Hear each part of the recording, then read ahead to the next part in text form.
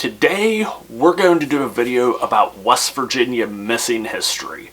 Or, West Virginia missing historical markers. That's what the video is going to be on. What's up, ladies and gentlemen? I'm the best Virginian. I bring you West Virginia history and travel videos. Sometimes I delve into true crime and folklore, all from the mountain state here of West Virginia. If that sounds like something you might enjoy, go ahead and hit that subscribe button. But today we are going to talk about West Virginia historical markers. If you've ever watched more than like one or two of my videos, or followed me more than a couple of weeks, or spent like more than a couple hours traveling around West Virginia, you've probably seen some of these historic West Virginia markers. They're all over the place. There's, I think, right around 1,000 of them, and they cover a wide variety of topics, from like history to major important individuals, major events in West Virginia, cultural significant stuff, geological and geographically significant things. And they're all these basically white square signs with the West Virginia state seal on them. And they all showcase little bits of West Virginia history, little factoids, to give additional context to locations that you may visit on your travels across West Virginia. So the official qualification, what qualifies a state historical marker, according to the official WV Culture website, the site, property, district, or community honored with a marker must possess some degree of significance in state or local prehistory, that is, archaeology, history, natural history, architecture, or cultural life. But, I kind of prefer my definition and description a little bit more. And the project for these state historical markers actually finds its roots in the 1930s during the Great Depression as a way to promote West Virginia travel and tourism. The very first marker to go up was at the West Virginia State Capitol in Charleston, West Virginia, April 26, 1937.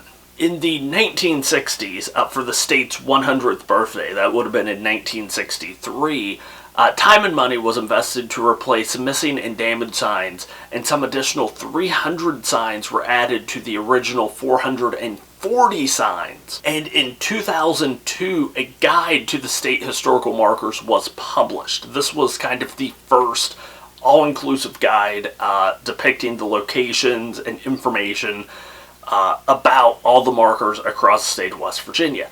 In 2011, the West Virginia Archives and History received a $256,000 grant to put up some 160 new markers highlighting Civil War history and the creation of the Mountain State, basically how West Virginia became a state during the Civil War, to celebrate the state's upcoming 150th birthday. In 2021, a new guide, really the first guide since 2002, to West Virginia's historical markers was published, called Signs of the Times, West Virginia's Highway Historical Marker Program. It's a 334-page book that was put together and published by the West Virginia Department of Arts, Culture, and History. There's also a full database of West Virginia historical markers made by the Department of Arts, Culture, History that I'll provide down below. It's a great resource. You can look by title, description, county found in. It's just a really good resource. I've used it several times to make these videos and to help find some of these historical markers as I travel across West Virginia. Because of some funding issues, especially in recent history, the majority of new markers have been paid for and placed by private individuals or groups. While groups can place their markers on their own property, any marker being placed on state highway right-of-ways, those markers must be placed and maintained by the State Division of Highways. It's probably just a safety issue. And there are markers for pretty much everything imaginable, and they can be found pretty much everywhere in the state of West Virginia. If you go to any significant historical location in the state, probably somewhere nearby, you might have to do a little bit of looking, but you will probably find one of these historical markers. There are markers dedicated to historic indigenous people of the Ohio River Valley. Two of these that I've documented is the Grave Creek Mound in Moundsville. There's a couple up there. And the Ohio River Mound of New Martinsville, West Virginia. There's also markers dedicated to some of the early settlers of West Virginia, like the one dedicated to the Pringle Tree. That's right outside Buchanan, where two brothers, some of the first settlers in the Buchanan region, lived in a tree for about 3 years. And there's also monuments dedicated to pieces of architecture with major historical significance, like the West Virginia State Penitentiary, the Trains Allegheny or Weston Hospital in Weston, and the Old Custom House, now also known as West Virginia Independence Hall in Wheeling, West Virginia. And some are even just dedicated to events such as the Monongah Mine disaster in Monongah, the Battle of Fairmont in Fairmont, West Virginia, and the Strawberry Festival in Buchanan, West Virginia, which also came about during the Great Depression. They're really a great way if you want to get into local history or community history, kind of dig a little bit deeper into West Virginia history. They're a great launching off point for beginning your own research, kind of just learning some of the basic facts and then going from there in your own digging, in your own research. Now, about what I said earlier about the missing markers. So while doing research for this video, I thought I found something kind of weird.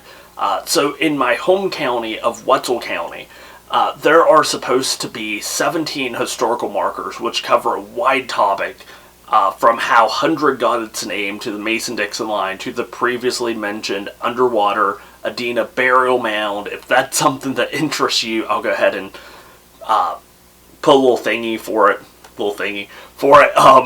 up here. But of the 17 that are supposed to be there, 10 of them are missing. And some of these have been missing for a very long time. Like, there's supposed to be one right as you cross the Ohio River into New Martinsville that went missing when that bridge was still a toll bridge. That bridge has not been a toll bridge since, like, the 80s, mid-80s, maybe even earlier. So some of these have been missing for a very long time. So the next thing I decided to do was just do a quick search of all the counties around Wetzel County to see how many markers were missing in those counties. So like I said before, Wetzel County is supposed to have 17, but 10 of them are missing. Marshall County is supposed to have 25, but only 3 of them are missing. So they still have this majority of theirs. Tyler County is supposed to have 11. 6 of them are missing, over half. Doddridge County is supposed to have 14. They're only missing 2. Mon County is supposed to have 40. They're missing 8. Harrison County is supposed to have 42. They're missing 6. And Marion County is supposed to have 33. And they're missing 2. So out of 182 total markers, 37 are reported missing. That's about 20% total, which, I mean, that's a lot. 20% of these historical markers are just gone. No one knows where they are. And that's the ones that have been reported.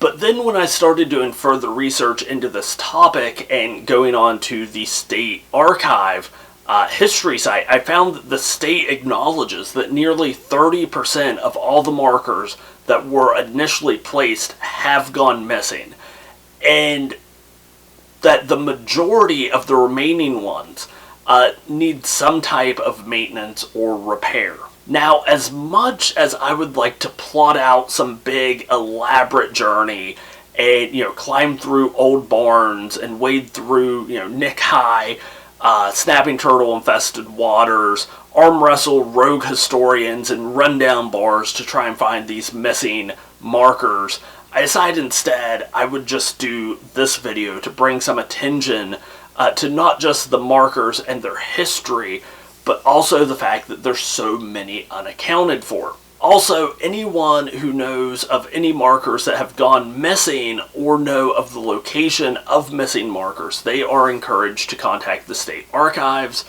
or if any organization would like to sponsor a state historical marker, you can also find the full guidelines and contact information, again, which is listed on the WV Archive website. Again, I'm going to list that down below.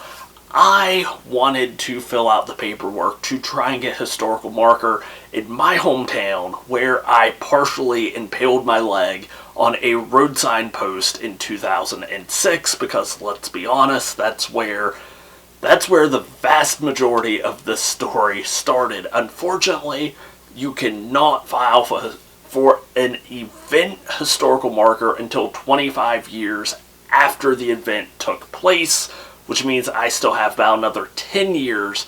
Again, if you're interested in any of these, again, great resources I'll provide below for finding these markers, and the inscriptions on them, the titles of them, where they're located, what counties are located in.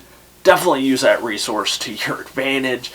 And until next time, don't forget to stay wild, stay wonderful, and I'll catch you in the next video.